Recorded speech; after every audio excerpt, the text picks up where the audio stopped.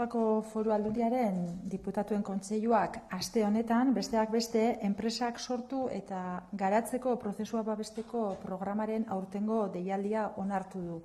Guztira, 1.874.200 euro bideratuko dira xede honetarako.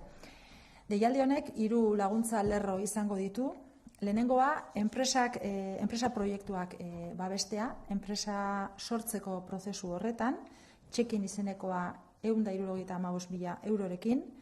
Bigarrena, emakumeek sustatutako proiektuak babestea, emekin, ia 300.000 eurokoa, eta azkenik hirugarrena eta oinarri teknologiko edo berritzaileko enpresak sortzeko babesa ematen duena. Txekintek barnetekin, 1.908.000 eurorekin. Oinarriak eta diru laguntza guzti hauen informazioa laster argitaratuko dira Gipuzkoako aldizkari ofizialean. Laguntza hauek 3 helburu nagusi dituzte, ekintzaileak babestu eta laguntzeko apustuaren baitan. Alde batetik, finkatzea enpresan bertan ekintzailetza susta dezaten, lehiakortasuna indartzeko eta negozio aukera berriak sortzeko. Bestetik, ekintzailetza aurreratua indartzea, bereziki Euskadiko RIS 3 espezializazio adimenduneko estrategiaren pareko esparruetan, gure sare ekonomikoa diversifikatu eta eraldatzeko gaitasuna dutelako eta balio erantzi handiko sektoreetan kokatuta. Eta hirugarrenik, berdintasuna ere lantzen da, emakumeek enpresa munduan duten partaidetza handitzeko berarizko laguntza lerro batekin. Ekonomia lehiakor, berritzaile eta jasangarria finkatu nahi dugu, guztion ongizate integrala zaintzen duen eta gaurko eta biharko aukerak sortzen dituen ekonomia bat. Argi dugu, arriskatu eta proiektu berriak abian jartzea erabakitzen duten pertsonek eta enpresek ekarpen izugarria egiten diotela Gipuzkoari, orain eta baita etorkizunerako ere. Aberastasuna eta enplegua sortzen dituzte, gure enpresa sarea berritu eta punta-puntako ekonomia espezializatu eta anitza izatea ahalbidetzen digute eta funtseskoak dira industriaren arloko gure indarra mantendu ahal izateko. Pertsona horiek jakin behar dute ez daudela bakarrik beraien proiektuetan, Gipuzkoan ekosistema oso sendoa dugula babesteko eta laguntzeko, laguntza ekonomikoak, fiskalitatea, ezagutza zentroak eta BIK Gipuzkoa bezalako babes eta akonpainamenduko eragileak ere badaudela. Aldundi gisa dugun konpromisoa da ekosistema hori sustatzen jarraitzea. Programa honen babesarekin, iaz 237 enpresa proiektu sortu ziren, eta hoietatik 106 emakumeek sustatu zituzten. Hoien artean, oinarri teknologikoko 36 startup daude, eta datozen 3 urteetan 543 lanpostu sortuko direla aurreikusten da. Txekin eta emekin lerroei dagokienez, aurreikuspenen arabera 980 lanpostu inguru sortuko dira urtebetean, babesten diren proiektu hauen bidez. Bestalde, Diputatuen Kontseiluak mendekotasunen bat duten pertsonak zaintzen dituzten familiei laguntzeko zerbitzua kontratatzeko espedientea onartu du. Gaur egun, 8.714 familiak jasotzen dute familia inguruneko zaintzetarako prestazio ekonomikoa, eta 2018tik 7.167 senidek jaso dute dagoeneko prestakuntza. Kontratazio espedientean gehienez ere 3 urtetarako kontratu bat aurre ikusten da, 928.920 euroko aurrekontuarekin. Programaren zerbitzuak Gipuzkoako eskualde guztietan eskaintzen dira eta hoien artean daude zaintzaileentzako oinarrizko prestakuntza bat, elkarlaguntzeko taldeak eta baita ere laguntza psikosozial individuala. Izan ere, kontratu berriak, hobekuntza batzuk ere aurre ikusten ditu familia zaintzaileentzat, laguntza psikologikoko taldeak, talde bakoitzeko parte hartzaileen kopurua 15-tik 12 murrizteaz gain, saio bakoitza ordu eta erdikoa izango da. Eta bestalde, banakako laguntza psikologikoko saioak ere ugaritu egingo dira eta telematikoki sartzeko aukera ere egongo da. Gogoratu behar da, Gipuzkoako Foru Aldundiak etxean zaintzeko estrategiaren baitan zainketak profesionalizatzeko apustu irmoa egiten duela. Horregatik, azken urteotan hainbat neurri hartu dira zaintzaile kualifikatuak kontrata daitezen sustatzeko eta zaintzaileak ere zaintzeko. Adineko 10 pertsonetatik 8 beraien etxeetan bizitzen jarraitu nahi dutela gogorarazi nahi dut, eta arreta eta zainketa egokiak izan ditzaten funtsezkoa da zainketak profesionalizatzea eta ildo horretan pausoak ematen jarraitzea. Mendekotasunaren inguruko laguntza eta prestazio desberdinak konbinatzen dira eta horrekin lortzen dugu adineko pertsonek 5 urte gehiago beraien etxeetan egon ahal izatea. Eta azkenik, Gipuzkoako Foru Aldundiko prebentzio, su-itzalketa eta salbamendu zerbitzurako 2 ibilgailu berri erosteko kontratazio prozedurak ere abian jartzea onartu du diputatuen kontseiluak. Alde batetik, ponpa auto inude bat, 387.000 euroko oinarrizko lizitazioko aurrekontuarekin, belaunaldi berriko suteei aurre egiteko ahalmen operatiboa indartzeko. Klima aldaketa bezalako hainbat faktoreren ondorioz, azken urteetan mota horietako suteak izateko arriskua handitu eginda, izan hiriko industriako naiz basoko suteak eta ohiko suteak baino azkarrago eta indartsuago hasi eta zabal daitezke. Berotze ahalmen handiarekin, tamaina handia izan eta kalte handiak eragin ditzakete denbora gutxian. Hoiei aurre egin ahal izateko suteak itzaltzeko bitarteko ugari behar dira eta tonaje handiko ponpa auto ibilgailuak eduki behar dira. Ura biltegiratzeko gaitasun handikoak eta ura emari eta presio handian bulkatzeko gaitasun handikoak. Ponpa auto inude astunak deitzen diren hauek. Erabaki honekin erantzungo diogu behar honi eta zerbitzuak orain arte ez baitzuen horrelako ibilgailurik. Eta bestalde onartu da baita ere ponpa autodun landako ibilgailu bat kontratatzea. 400.000, 82.000, 700 eta 90 euroko lizitazio aurrekontuarekin. Eskurapen hori, zerbitzua modernizatzeko planaren baitan kokatzen da, ibilgailuen flota berritzeko neurrietan hain zuzen eta sute mota desberdinei aurre egin ahal izateko biltegiratze eta bulkatze ezaugarri eta gaitasun desberdinetako ibilgailuekin. Berritzeko prozesu honen baitan, orain 15 tonako ponpa auto ibilgailu berri bat eskuratu behar da Legazpiko Korosti parkerako lehendik daudenak zaharrena ordezkatzeko. Eta plan honek lurraldeko larrialdiei ahalik eta baliabide material, tekniko eta antolakuntzako eta giza baliabide onenak emateko konpromisoari erantzuten dio.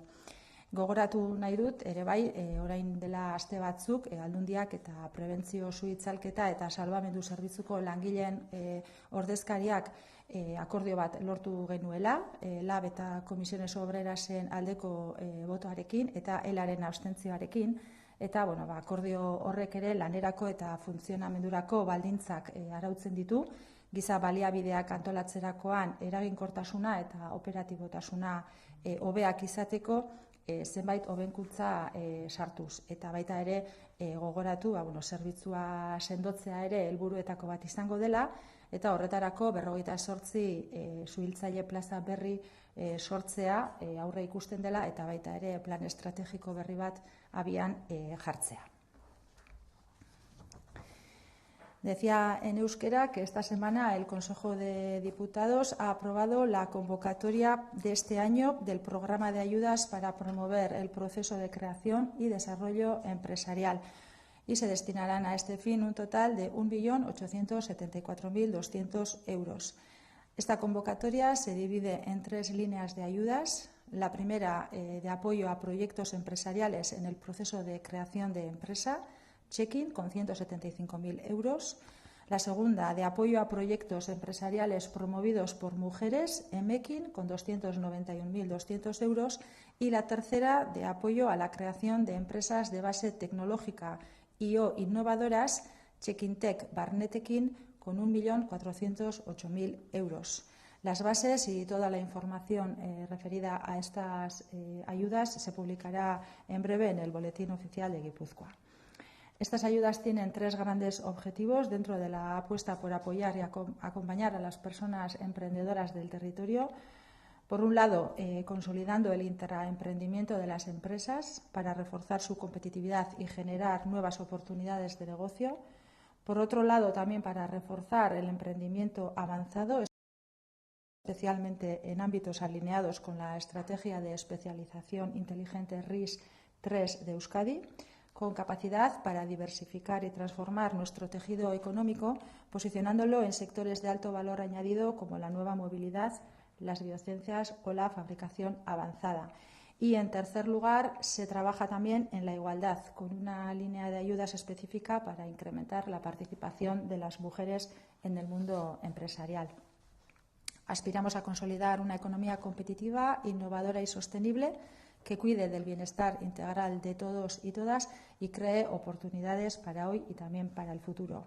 Tenemos claro que las personas y las empresas que apuestan por arriesgar y poner en marcha nuevos proyectos realizan una aportación enorme a Guipúzcoa, en clave tanto de presente como de futuro, generan riqueza y empleo, renuevan nuestro tejido empresarial, posibilitan una economía puntera y especializada a la vez que diversa y son fundamentales para mantener nuestra fortaleza industrial. Estas personas deben saber que no están solas en sus proyectos, que en Guipúzcoa contamos con un ecosistema muy fuerte para acompañarlas y con ayudas económicas, con fiscalidad, centros de conocimiento y agentes de apoyo y acompañamiento como BIC Guipúzcoa. Nuestro compromiso como Diputación es seguir potenciando este ecosistema y querría recordar también que con el apoyo de este programa el año pasado se crearon 237 proyectos empresariales, de los que 106 estaban promovidos por mujeres, entre ellos 36 startups de base tecnológica con una previsión de creación de empleo de 543 puestos durante los próximos 3 años y en el caso de las líneas Check-in y Emekin las previsiones pasan por crear cerca de 280 empleos en un año a través de los proyectos apoyados.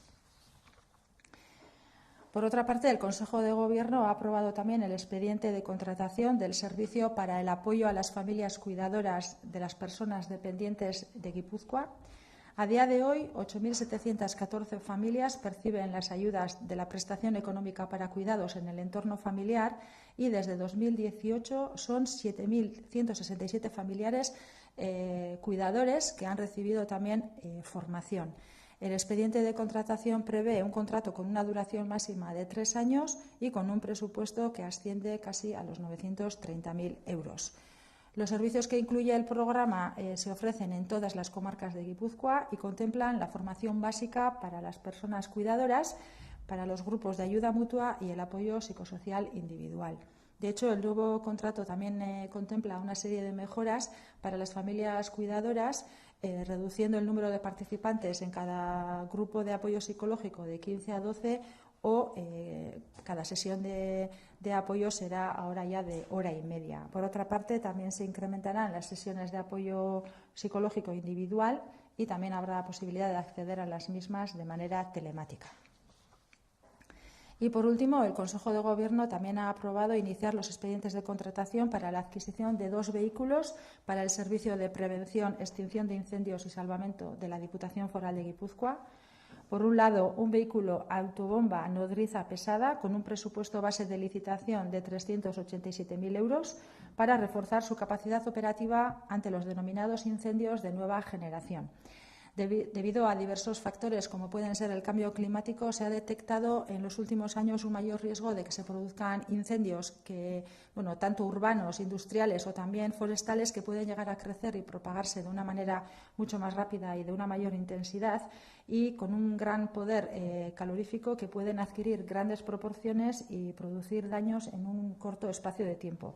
Y por ello, para poder hacerles frente, se requiere de una gran cantidad de medios de extinción, siendo necesario disponer de vehículos autobomba de gran tonelaje que cuenten con una gran capacidad de almacenamiento de agua y con bombas hidráulicas muy potentes que tengan una alta capacidad de impulsión de agua, tanto en caudal como en presión, que son los vehículos denominados de autobombas nodrizas pesadas. y creemos que con esta adquisición daremos respuesta a esa necesidad, ya que hasta ahora el servicio no disponía de este tipo de vehículos. Y por otro lado, también se ha aprobado tramitar la contratación de un vehículo autobomba rural pesada con un presupuesto de licitación de algo más de 480.000 euros. Y la adquisición de este vehículo se enmarca dentro del plan de modernización del servicio de renovar la flota de vehículos del servicio. Y bueno, pues resulta preciso adquirir este nuevo vehículo autobomba de 15 toneladas que se destinará al parque de Korosti en Legazpia, que sustituirá al de mayor antigüedad que existe actualmente en el servicio. Eta nire aldetik hauxe esan, galderaren batero baldin badukazue, ba.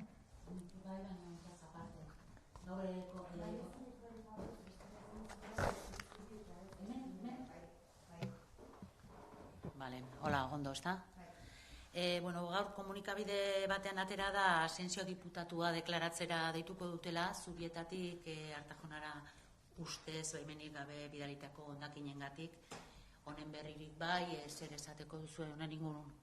Ba, guk ere berri izan dugu zuek bezala, komunikabide horren eskutik, momentuz ez aldundian, ez diputatuak berak ez du honen berri izan, beraz guk ere zerbait ofiziala jasotzerakoan egingo dugu dagokion balorazioa, baina momentuz ez daukagu lehen gai honen inguruan esandakoaz, Asensio diputatuak berak batzar nagusietan egindako agerraldi zein bertan egindako galderei emandako erantzunez aparte zer berririk esateko eta zerbait ofiziala edo jasotzerakoan Gipuzkoako Foru Aldundiak ere bere balorazioa egingo du.